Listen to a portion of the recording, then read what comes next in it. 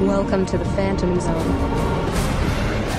Hello, in this week's episode, first is Delete.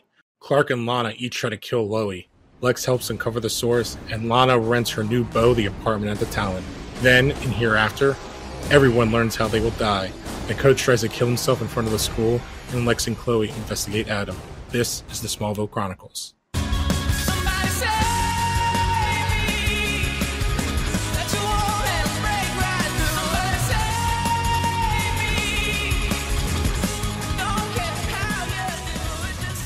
Hello and welcome back. I'm Lou Gonzalez, joined as always by Alan Muir. It's a pleasure to be here. And so we watched a pair of episodes that I would say are both pretty good and both have ramifications for the season/series.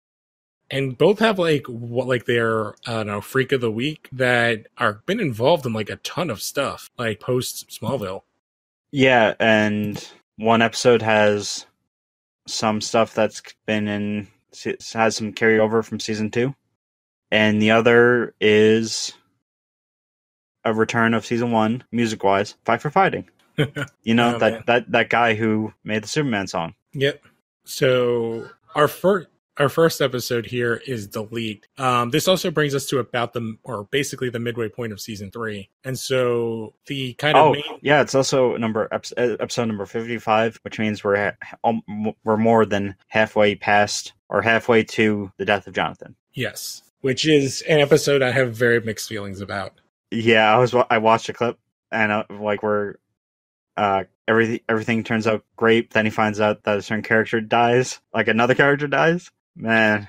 Yeah, that's the whole thing about when we get there. It's like I get why, because it's the 100th episode, but I feel like they could have given that more gravitas. But we'll get there when we get there. So this first episode though starts off where a big name drop. Yes, so Chloe's packing up her desk at the Daily Planet. She is greeted by Max Taylor and basically says, you're getting blacklisted while you're still in high school. You're making enemies in high places. So that must mean that you're really good at what you're doing. And she basically gives him a couple stories and then says, why don't, I know you can't use my name, but why don't you put it under my cousin's name? She's never going to become a writer anyway. And that name is Lois Lane. Yeah, which really she comes in next season. So this is kind of I'm trying to remember, she comes in the first episode next season, right? Yeah, after the ending of season 3, you're left in a it's a big cliffhanger. It's literally it's an explosive ending. Yes. And set to opera it's very Godfather 2. Yes. And Lionel is just so perfect in it. Mm-hmm. Or John Glover is so perfect. Yeah. So from here, Lex is at LuthorCorp, and he's looking for, he has a computer, and he's looking for a tech guy, and he finds this beautiful young woman working there who's... were you expecting to find a PS2-addicted Cheeto guy? Yeah, and he basically is and she gives him, a disc, being this is what you need, and tells him to peace out. We don't get her name here, I don't know. I think she says her name is Molly, yeah. But I don't think we get her full name yet. So then we cut to Chloe shows up at the Torch, and Pete tells her that somebody came by and took all of the donated computers. Yeah, which is a really fucked up thing to do. Oh, that's such an overly dick move by Lionel. Well, in between these, or after Lex goes away, Molly gets the hard drive. Oh yeah, that is right. She takes the hard drive out of the big Alienware green computer that we saw in the last episode a couple episodes ago, that what's his name, the private investigator took out of the Torch. The guy that ended up dead in the morgue. Yeah, whose death by natural causes wasn't so natural. Yep. So we see her take out the hard drive and she leaves. So Chloe's still at school trying to I think she's at school late. She's trying to do stuff. And as she's leaving, a red Dodge pickup is following her. Yeah, and just basically flies at her. And she basically does a move that is super unrealistic. And she just kind of lays down on the ground and it drives over her perfectly without harming her. And then smashes. Does it smash it to a pole or to a car? I don't remember. Yeah. I think it smashes into a pole. Then door opens, out comes Clark. And he's like, what just happened? And she's like, what do you mean, what just happened? He's trying to kill me. And then we go to, they're at the hospital. Sheriff Adams is like, "Yeah, you're sober." And like, "What happened?" And Clark's like, "I don't remember even leaving the library." And then Chloe tells the sheriff it looked like Clark lost control of the truck. The sheriff dismisses it, and Clark runs into Lana, and who introduces him to Adam, one of the worst characters we'll be having to deal with in this series. And can I just mention just a quick thing about Adam Knight? Mm-hmm. I listened to the special podcast that iFanboy did on Smallville, like reminiscing, talking about the whole 10 years. And a lot of people were thinking that Adam Knight was them secretly bringing Bruce Wayne into the show. Oh, really? Yeah, because he had the classic Batman colors. Oh, yeah, he's like always in like black and grays. And like I said in previous episode, they wanted to have a third character to have a love triangle between or with Clark and Lana, and like there was no chemistry between Ian Somerhalder and Kristen Kirk. Oh yeah, you can tell because they're like they're very frequently not in scenes together. They're like barely talking. And when they do talk, it seems very forced. Oh, absolutely. But it just like in CW fashion, it's not like they didn't reuse him as like a star of another show. Yeah, it's like all of Lana's like love interests go on to do bigger things. Yep. Like the guy that's going to come in next season. Oh god, yeah, Jensen Ackles. I wasn't going to name him, but yeah, well, I feel like everybody knows. And I honestly don't know which of their characters I dislike more. I actually think it might be Jensen Ackles' character because he's so bad. He starts off so weird, and then it just gets weirder and worse. And then by the end, you're like, this doesn't even make any sense. And he just like, oh, he's gone now. He got smushed, I guess, kind of off screen. He got smushed by a meteor. Yeah, after getting shot and kicked off a cliff. And doesn't he say like a one-liner before he dies? Oh yeah, they completely like he gets a worse death than that. Adam actually gets like a pretty good like demise, like story wise. Like I think his death kind of like has an effect as opposed to like they just like ignore that Jensen Ackles existed. Like yeah, that was a thing. We don't talk about it anymore. Well, keep in mind that they also don't talk about Whitney anymore. Yeah, but I think Whitney still has like, or possibly because of the negative that like connotation to the tainted memory. Oh, how they killed him off, like off screen? No, I mean in universe with like the worst character in this fucking show, Tina Greer. Oh yeah, you're right. Yeah. But we can kind of jump back into this episode. So Lex tries to return the disc to Molly and finds exactly what she described, the Cheeto Finger PS2 player. And it's basically like, I did not give that to you. I've been looking for this. And someone just came in here and took all of the hard drives that we had in these computers from the Talon. And they're gone. So Lex is like, what? And to tie into this, okay, the actress that plays Molly is Missy Peregrine, who in the WB Academy. Once you're a regular or a guest star or recurring on a show, you eventually get a better position on another show. She's definitely been working her way up because she's like at the highest level currently. Yeah, after this she was on Heroes, or in terms of big name shows. Mm-hmm. As a recurring.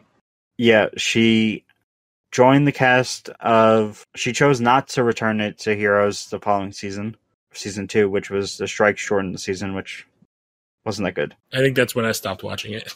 Yeah, because there was that whole thing where Peter Petrelli left a girl in the future and didn't come back for her. Mm. But she joined the show Reaper, starring Brett something. Yeah, that was like a one-off season show. No, it actually had 2 seasons. Oh, really? I always thought it was like one season.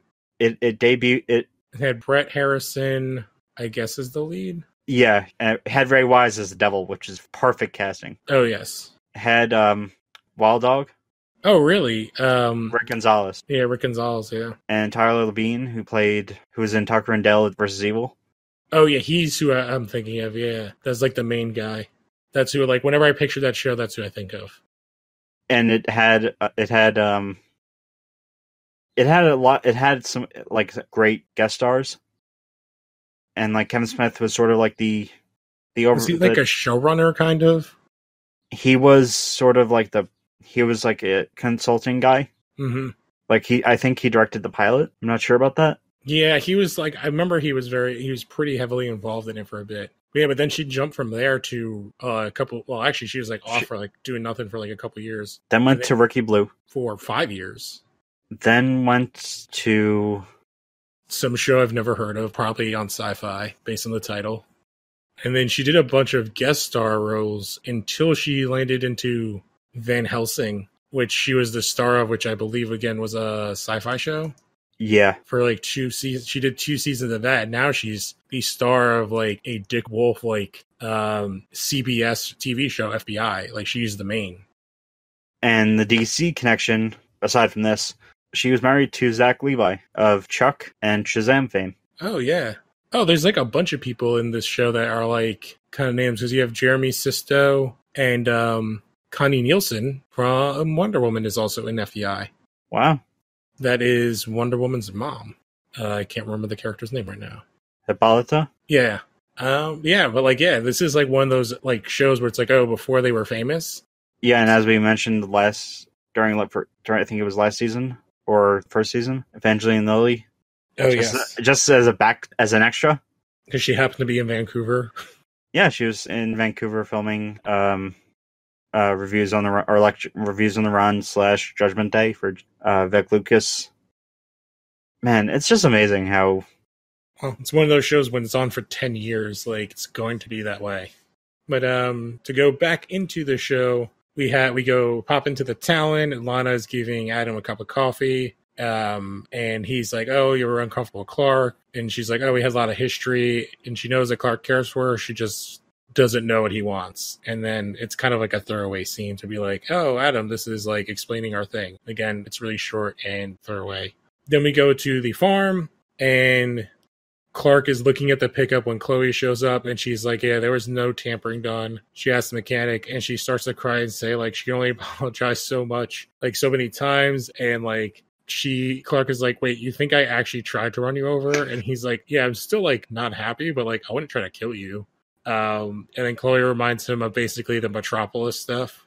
Yeah, and all that baggage. Yeah, and then she asks him like if there's anything wrong. He's like, yeah, I was at the library, and then I got like an email from someone named Brainwave. Yeah, or like I think he says like laptop, and then she opens it and she's like, oh, Brainwave, and then it can't be like a coincidence, like just before the accident. And then this is when I think it like kind of like does that weird goofy thing where like we're looking at the screen and then like pans out, and now we're with Molly. Yeah, and she's sending an email, and she's Brainwave.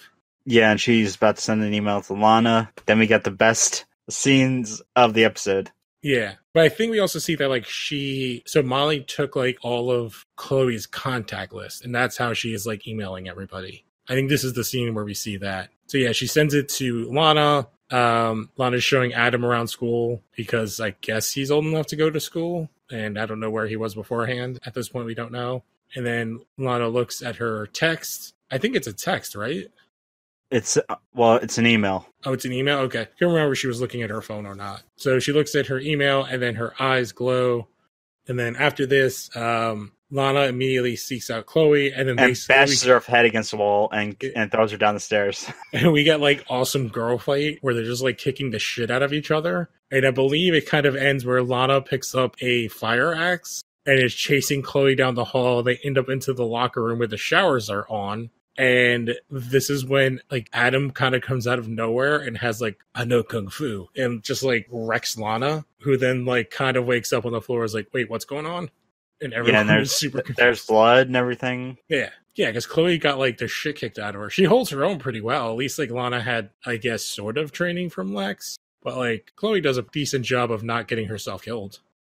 But this is like the best scene in this episode. Because it's actually like you get the two like female characters actually doing Chloe stuff. Holding her own is Chloe trips Lana and she hits her head on the floor. Yeah. But she's also like being able to run away. Like she's supposed to be like a computer nerd while Lana's like former head cheerleader and doing, I don't know, Kung Fu with Lex.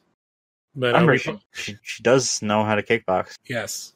So we pop back to the Talon where Clark, Lana, Chloe, and Adam are trying to figure out what happened. And Basie realized that like Lana had the same email that Clark did and thinks that they were hypnotized. Adam helps them track down the IP address And they're like, oh, it came from the computer sticking from the Torch's office. And then like everybody, especially Clark, is like, so how do you know all the? How you know kung fu? You know how to hack, computers, and you know the human brain. What's going on, man? Yeah, and this is kind of where Lana's like, oh, why are you being such a dick, Clark? But Clark's like, yeah, okay, yeah, because this guy's not just like Neo and got all this stuff downloaded into his brain. Then we get our Lex scene for the episode. Yeah. And Lex is basically like, yeah, we think that this woman that I saw was responsible, and that they think that it's connected to Dr. Gardner from the Summerholt Institute, right? It's where they kind of think that Lex connects everything, right? Yeah, it's Chloe was investigating Summerholt, I'm assuming after everything with Ryan, and that's when we got the scene with Dr. Gardner visiting Molly and being a perv.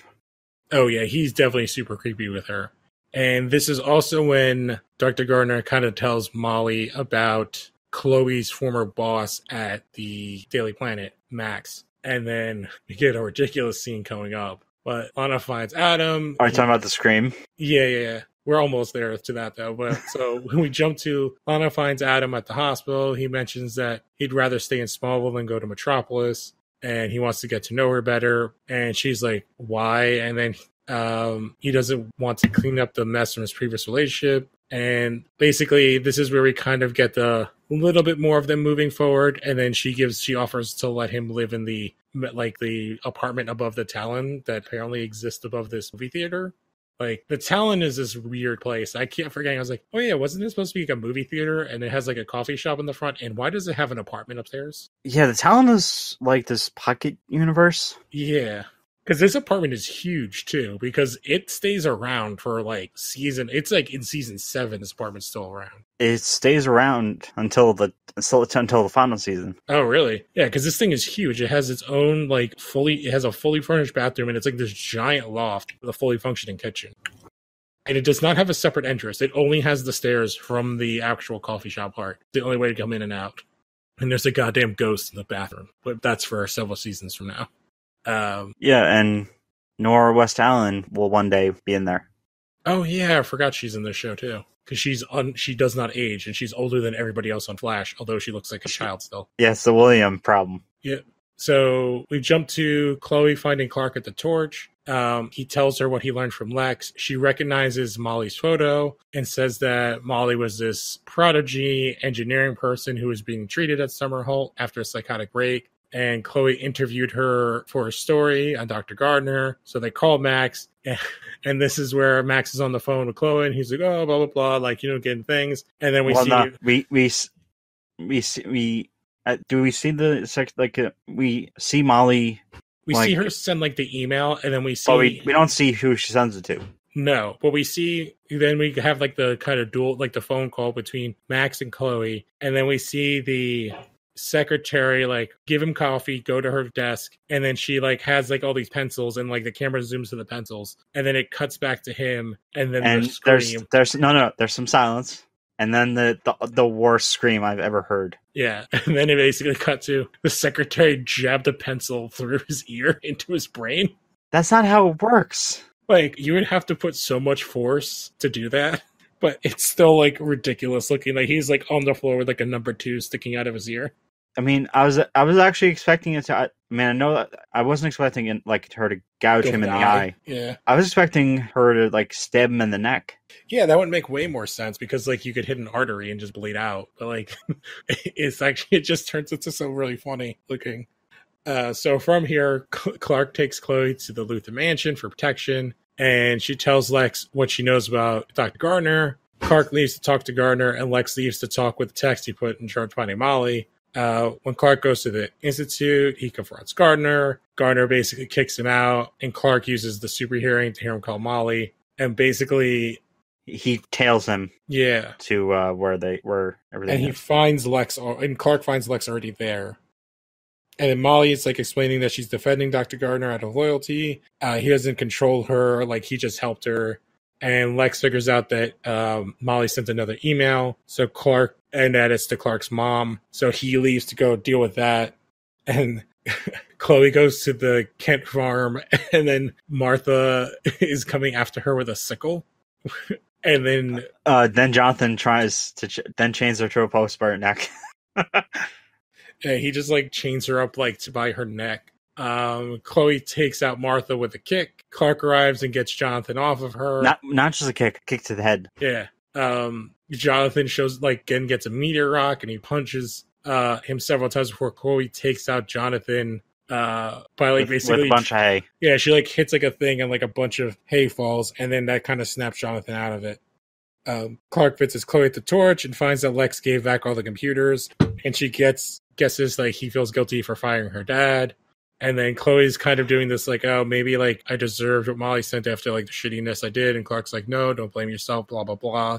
And Chloe admits that like Clark admits that like Chloe found him in his weakest moments and like kind of like stuck with him, so he should do the same. And then we get the kind of ending scene where Lex basically reveals that he disappeared Molly. She's like somewhere in a magic place, never to be talked about again.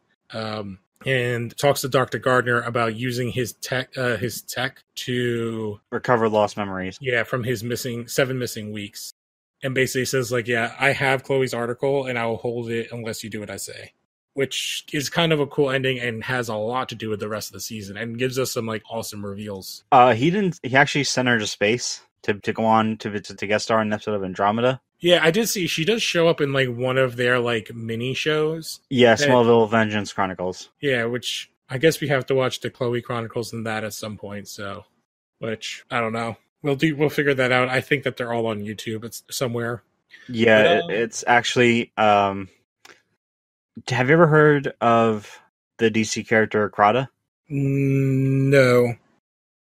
It's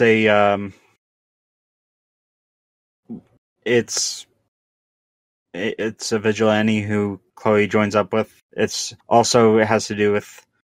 It's a spinoff of the Vengeance episode, which was, I want to say it was the Vengeance was when Clark found the vigilante. Oh yes, I know. I remember who you're talking about now. And they worked together to expose 33.1 and the experiments on the meteor infected folks. I mean, I remember watching the episode, not Vengeance Chronicles. I remember watching Vengeance and being a little disappointed that the character just disappeared and you never heard from her again. Mm-hmm. Because the character was sort of an inspiration for Clark, because she was doing the whole working at the Daily Planet. And then she's like kind of like a Huntress lookalike, but she's kind of Batman-y, but has some powers. Yeah, she's like proto Superman because she also wears the glasses and stuff. Yeah, and she's a mishmash. And throughout the episode, she's trying to go after Lex, and Clark is continually stopping her. Oh yeah, because she's straight up just like killing the shit out of people. And I'm happy that they didn't throw away the character completely. Mm-hmm. But to go back to this episode, what did you think about it overall? Like, what would you give it? It's after the whole scandal with Allison Mack, it is impossible to do anything else but laugh.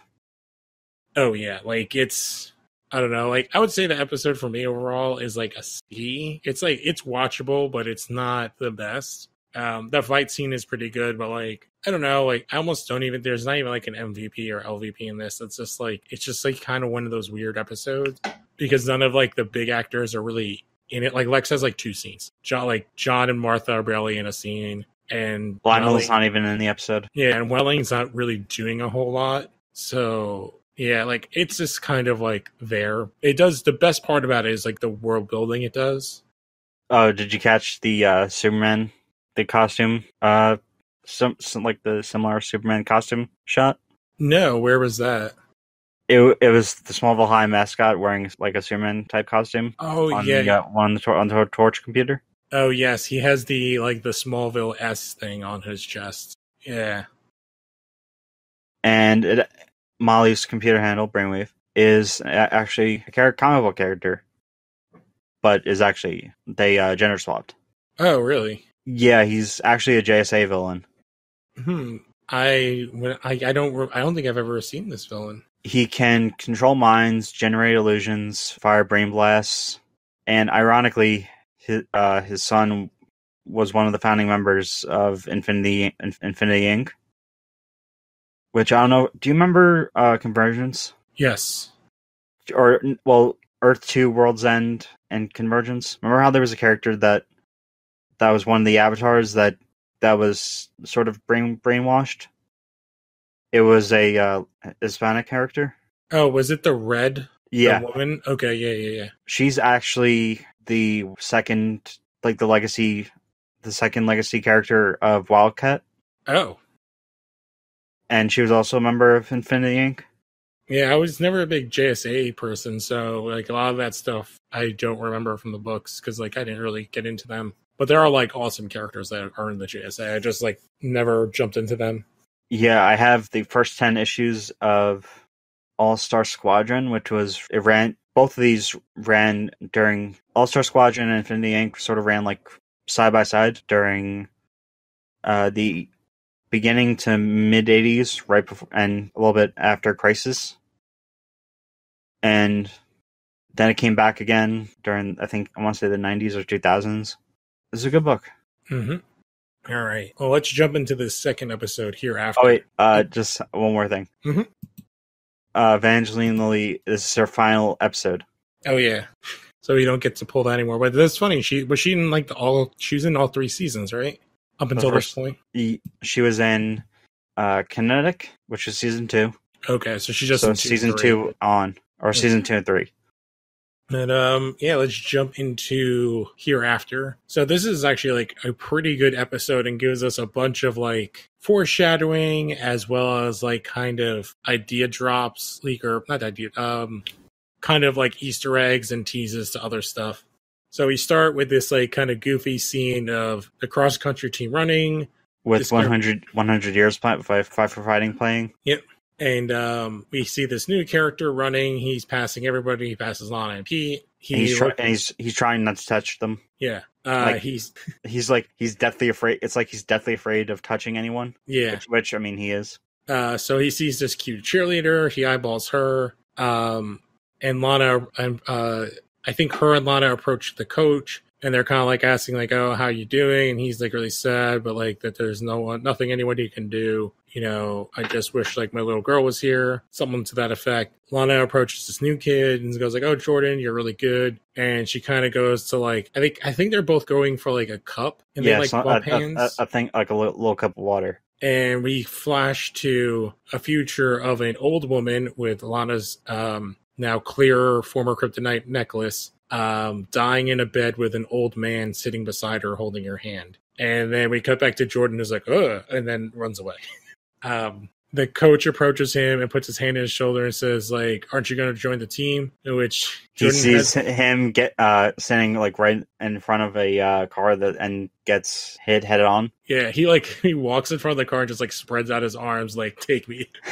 Take me now, God. So Jordan like is upset and he runs away again. And so then we cut to the front of the school. Clark catches up with Jordan, introduces himself as a mentor. Jordan doesn't shake his hand, but is like and says that he's been homeschooled up to now. And Clark's like he basically tells Clark like, oh, let me check in with my dad. And then his dad's like, oh, like you've had it again. You've had visions. And he thinks it's a mistake for him to go to school. Then we see, like, from the vision, Coach walks into the middle of the street, spreads his arms out, and Jordan is like, oh, no. But Clark notices Jordan, like, freak out, and then, like, looks over and takes and, like, pulls the coach away. And the coach is like, no, what are you doing? I wanted to go. I want to be with my little girl. And just starts crying. Yeah. Like, really sad. Clark and Jordan are just, like, next to each other, like, what just happened?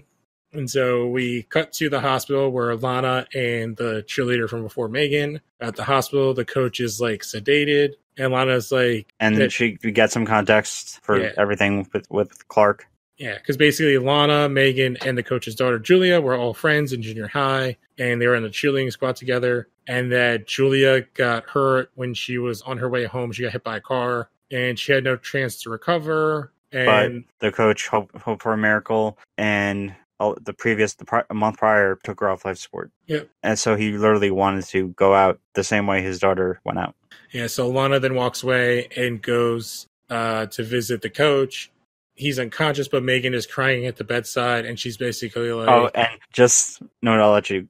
Oh, okay. I was just going to say, she's at the bedside, and she's basically like, it's my fault that, like, what happened, because we got into a fight when she was sleeping at my house, and that's why she left. And then Lana's it's not your fault. It's not your fault alone. I didn't go after her either. And then Lana leads her away, and the coach wakes his eyes open. Yeah, he and does like an Undertaker. It's just bah. And the thing is, Megan was talking before, like they gave the exposition, and Lana was like, "It's okay. He can't hear. It doesn't matter. He can't hear you." It's like he's just sedated. He's not in a coma. Yeah. So yeah, then we go to Jordan is like in the high school and he's trying not to touch people, and then Clark grabs his shoulder, and this is where we we just see we see someone grab his shoulder, and we get the Superman cape. Yeah. Instead of seeing somebody die, it's just like the cape and like going through space, which gets brought up again multiple times. Yeah. Wasn't it brought up in the episode with the person who could see the future? Yeah, that like she just sees like warmth and stuff. It might have even been the same thing. But yeah, because I was watching because a similar thing happens in Absolute Justice. Clark grabs Dr. Fate, and Dr. Fate sees the exact same shot. Yeah, and it's an interesting cape because it's not the plain red cape; it's the red cape with the S on the back. Which it's from like a weird time that they did that. Where it has like the kind of golden Superman S on the back, like in the whole diamond shape. Like I don't really remember them. It was golden and silver age. Okay, because I haven't seen that in a very long time. So basically, after Jordan sees this, he's like, "Yeah, I don't like being touched." And then we see like everybody in the hall bumping into him, and he's just like, Like every time people touch him, Clark recognizes like what's thing, and that basically realizes like Jordan knew what was going to happen to the coach beforehand. And then Jordan kind of excuses himself to go outside to get some air. Then we cut to the Talon. Oh no! Why do we have to go to talk about this? And basically, Lana's closing up and hears Adam freaking out upstairs, and then sees him in his room, basically like having a nightmare, freaking out. And he like kicks her. He does a Clark, what he does to all his villains, and he kicks her in the stomach, and she goes flying. And then he's like, "Oh my god, I'm so sorry." And Lana's concerned, but like he doesn't want to talk about it. And then we jump to her talking to Lex, and Lex is like, so there's been like a bunch of complaints about Adam shouting and stuff, and invoices for repairs. She's like, yeah, I'm going to pay for all that. Don't worry about it. And Adam has been a big help to the coffee shop, and Lex is like, well, just so you know, like, you don't really know a whole lot about this dude, and he's like all up in your life already. Kind of gives her a warning, which she should heed. So again, this is like kind of throwaway scenes because, again, they don't, Adam and her, I think, say like 3 words to each other. Is it this episode or the next episode where, with the bloody eyes or bloody tears? I think it's the next one. I'm not sure because I like kind of watch these all. It's the same episode when Chloe finds the drugs. So I don't know if it's this one or the next one. But yeah, we jump to Torch and Clark is waiting for Pete and Chloe. They arrive like eager to tell him about something about Adam, and he's like, nope, I don't want to hear any of it. But he's like, I do want to talk about Jordan. I think he has like precog abilities, and Pete's noticed that Jordan doesn't like being touched by people, but suggests that he might have like heightened intuition. And Chloe is like going to look into it, and Clark is pleased that Chloe wants to investigate with him again because he had quit the Torch. No, earlier in the season he came back. Oh, he came back? Okay, but they had not been, like, working together, really. Yeah, it was more of separated working. So then during the school day, Chloe goes into a classroom. Okay, so I guess it is this episode. Chloe goes into the class and then sees Adam injecting himself with something, which he just throws in the garbage. Which, why would he do that at the school? And why wouldn't he do that, like, in a bathroom still? He's just, like, in an empty classroom, just, like, what looks like he's doing heroin. Yeah, I think this was their, hard traveling heroes with Speedy with the heroin. Yeah, with the heroin. But so Chloe stops herself from going to tell Clark, but they find a thing in the ledger database that when Jordan was 6, he saw a woman dying on a roller coaster and freaked out, and that on the day of the meteor shower, his mom died giving birth to him. So they basically think because of that, he can now see when people die. Then we go to Jordan freaking out, trying to tell Megan that she is going to die. And basically they're like, everybody's upset. And Jordan's like, I'm not, like, she shouldn't go home alone. Yeah, he's insisting that he allow him, like, get him to walk, or allow him to walk her home. Yeah. And then Clark's like, what, can you tell me what's going on? He's just like, no. And then runs away, which is basically Jordan's ability. He just like runs away. Clark follows him and says, like, you know, I believe you, I can help. Like, I know about the stuff with, like, your visions, I guessed it. And Jordan, like, admits that he saw, like, her dying in a fire, and then that they should try to warn her again. And as they walk to Megan's house, Jordan is, like, describing the visions, that he's never been able to prevent one from coming true until Clark saved the coach. And then he tells Clark that, like, yeah, when I touched you, like, it didn't have, like, an end. Like, it was different. And Clark's just like, whoa. That's kind of heavy, which I think they talk about at the end of the episode with his parents, right? Which is like, can he really die? Which in the comics, like, he can only be killed. He can't really die of old age, I don't think. I forgot. I want to say it's. I'm not sure if it's All-Star Superman, but I do remember reading a Superman comic in which it was him in like the third or fourth millennium.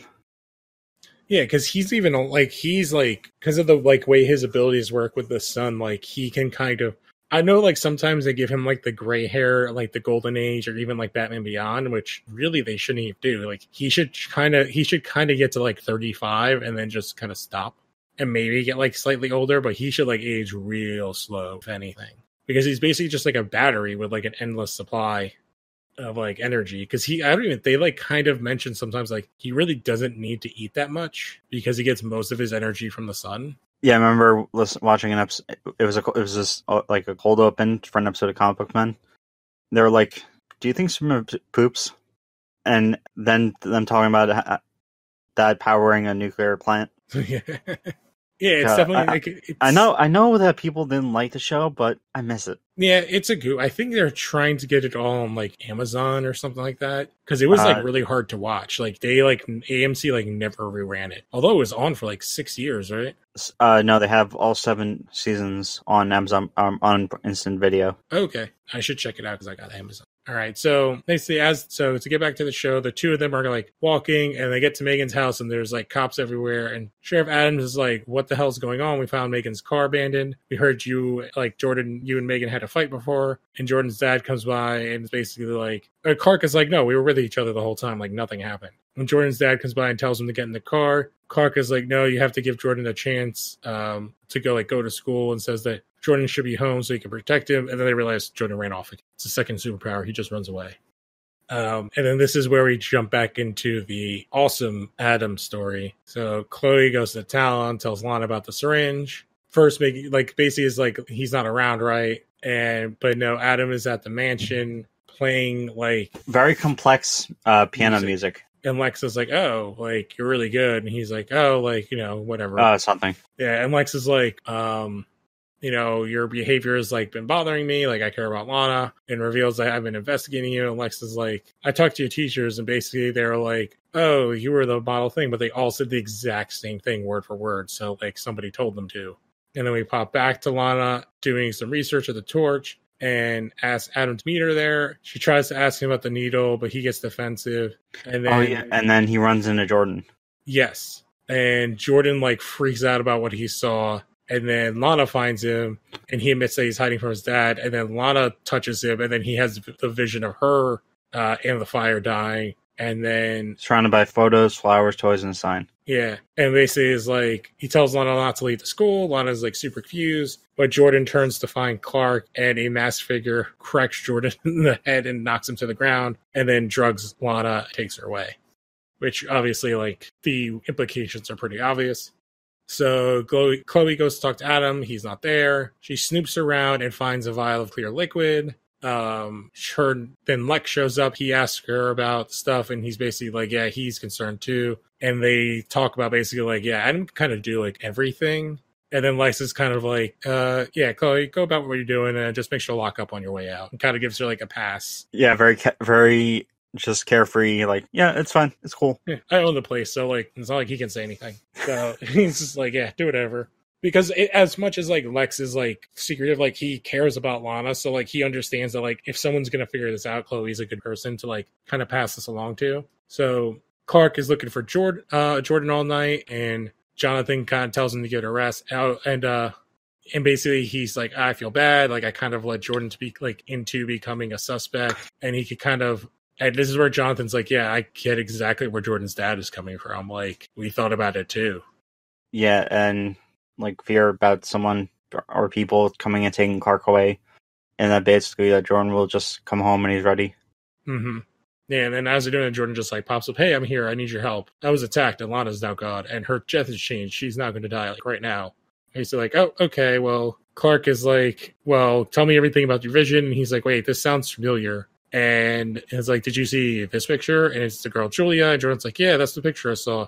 And he remembers the neighborhood and sets out to find them. Jordan wants to come along, of course. And then we cut to the coach has the Lana and Megan tied up in the basement with like a shrine to his daughter and cans of gas everywhere. And he's like, I heard everything you said. You girls killed my daughter. Blah, blah, blah, blah, blah. Like, we're all going to sit here and burn to death. To quote Anthony Anderson in Harold New Kumar, he's going to burn this motherfucker down. Yeah. So basically do that. Clark and Jordan get there. And he's like, yep, this is the place. And Clark goes in and gets Lana. Jordan pops up and he's like, all right, go grab Megan. And then the coach kind of like starts attacking them.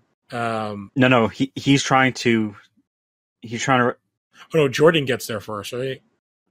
Yeah, Jordan gets there first when the fire is lit and tries to help them, but then the coach attacks him. Every time he's like hitting him, he's getting visions, so he's like spazzing out. And then Clark enters, like helps Jordan, who's been knocked out, and he gets him out of the house. I could have swore that he was trying to get the coach out too and save him again. No, yeah, you're right. So the two of them, Clark rescues Lana, Jordan rescues Megan, then Jordan goes back into the house to get the coach. Yeah, like they're both struggling. Yeah, and then Jordan gets knocked out, and then the coach kind of just like wanders off into like being on fire. And Clark's like, yeah, I can't find him. He grabs Jordan, and then the house blows up behind them like epic, like epic style. And then Clark gives him CPR, and he comes to, and he's like, oh, I didn't get a vision this time. So basically, because I died and came back, my powers are gone. And Coach is obviously mega dead, never to be talked about again in the show. So this is like our fourth or fifth person that works at the school that's been killed, right? Yeah. And this is the second coach has died. Yes, this is the second coach. So it's like two coaches, the principal. There's been Jonathan Taylor Thomas killed a teacher. I feel like there's another one in there. The episode with Heat. Yeah, the ice kid. Didn't he kill like a nurse or something? Yeah. Yeah, so there's been like we're almost at 10 like staff members of Smallville High have been killed. Oh, by the way, that con reunion video I sent you, with which listeners, it is a con that had Welling, the actress that played Black Canary, Rosenbaum, Glover, Vandervoort. Yeah, it was them. And if you don't know, John Glover is openly gay. Oh, I did not know that. And he's just going on about how his favorite episode is like when Clark is getting horny and firing off heat and into the bulletin board. And he is the American Ian McKellen, basically, when it comes to... yeah, he's laughing. I do like how they're like, wait, didn't you play the Riddler? And he's like, yeah, but I didn't know anything about him. I just knew he's smart. And he's been in like 3 or 4 DC things, because he voiced Riddler. He was Woodrue in Batman and Robin. It's like one scene, but like maybe 2 scenes. He was the Frankenstein-esque, or Dr. Frankenstein that creates Bane. Yeah, he is a comic book character. He is actually rumored to be the main villain in the Swamp Thing show. That character. Oh my god. Because it's like the Floronic Man, but it's like Woodrue, I think is his name. They've changed his like super villain moniker a couple of times. Because I think he was like Cedar in like New 52 or something like that. But yeah, it's like that character. I mean, I can see why they're not doing Anton Arcane. Yeah, it's more of like a character that's like a rival for the Avatar of the Green, which makes a lot more sense. The Anton Arcane stuff is like way more complicated. Yeah. All right, let's jump back into our favorite part, which is Lana talking to Lex and tells Lex Adam's reaction to her question. And he tells Lana that Adam's part of a clinical trial testing a new drug. And Lana's still like kind of weird about it. And Lex is like, you should trust your instincts. They're there for a reason. And then she leaves. And then it reveals that like Lex has been reading Adam's file, which I don't remember. Is it like a Luthor Corp file? Yeah. Okay. So then the next day, Jordan's like, tells Clark at school that right before he was going to die, he saw his mother when he was being revived. Now the visions are gone. He's like all happy. And he's going to do all the school stuff. And basically, Lana shows... And he also says that him meeting Clark, or Clark was basically, the whole thing was destiny, so he could get rid of the visions. Mm-hmm. And Lana shows up, and she's like, yeah, I'm going to help him with his homework. He's going to help me like learn how to run better. And then Lana asks him what's wrong. Yeah, because he gets suddenly he reflects back to what he saw when he touched Adam. Yeah, which she's like, yeah, don't. But like Jordan's like, yeah, I think he's like actually died already. And she's like, what? He comes out and he doesn't come out and say it, but he comes very close. He does everything but say Adam was previously dead. Then we cut to like Clark's at home, and Martha asks what's on his mind, and then he's like, well, but the consequences of like changing destiny, what if like he makes the wrong decision and people die? Hint to what comes back further in the series. And then basically Martha's just like, you have to concentrate on saving lives that you can think of. And she gives him a plate of cookies to give to Jonathan, and she's like, make sure some of them get to him. And then this is again like a huge ramifications thing. When he gets there, we have the awesome plate drop because breaking scene. Yeah, because he's saying not yet and I love you, son, and passes out in Clark's arms. Yeah, and he calls out to Martha, to his mom. So, and that's how this episode closes off. So I do think this is a much better episode than the first one as an episode. It gives us a ton of stuff going forward. Sadly, a lot about the Adam thing. Although the Adam thing does have implications further on, like way further on. They kind of revisit like what they were doing. But the stuff at the very end with Jonathan is like hugely impactful for the rest of the series. But otherwise, I would say like I would give this episode like a B-. Yeah, it was